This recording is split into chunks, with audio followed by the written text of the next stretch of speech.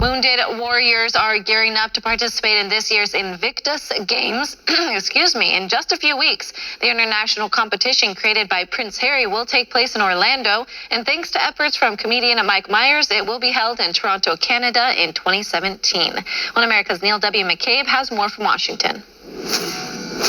Prince Harry, a veteran of the war in Afghanistan, has said when he watched American wounded warriors competing in sports, it inspired him to launch the Invictus Games as an international wounded warriors competition. In a video, the royal veteran of Afghanistan announced to a reception at the Canadian Embassy that after the 2016 Games in Orlando, the 2017 Games are scheduled for Toronto. Canada will commemorate its 150th anniversary of Confederation.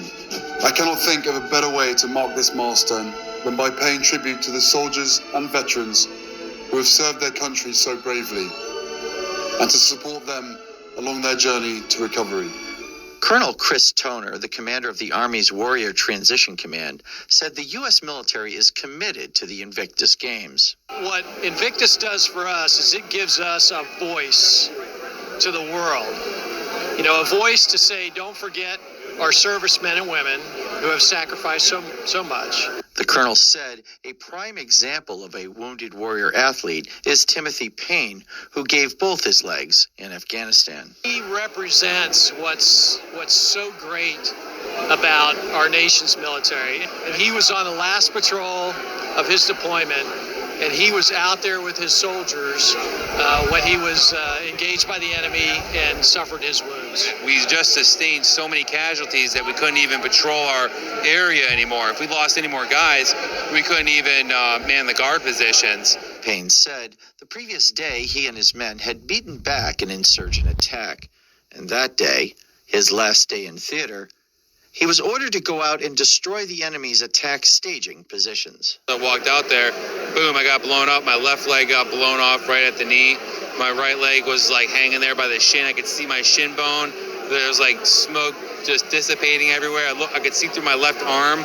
I was like, man, I'm going to be toast. Payne was stabilized, he said, with 8 tourniquets and medevac to an Army field hospital. In the next 3 years, he endured more than 100 surgeries. Now he is considered one of the best wounded warrior athletes in the world. We're all there to support each other, and every guy is in his own transition period. The paratrooper staff sergeant said he was thrilled Mike Myers came to the reception to support the Invictus Games. When I was a kid, before I joined the military, it was Austin Powers and Wayne's World and all that stuff, so it's really cool.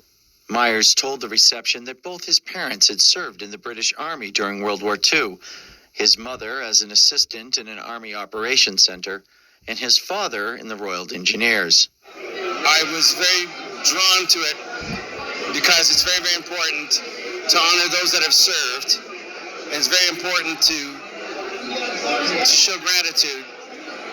These people make our life possible, and so I'm very grateful. Neil W. McCabe, One American News, Washington.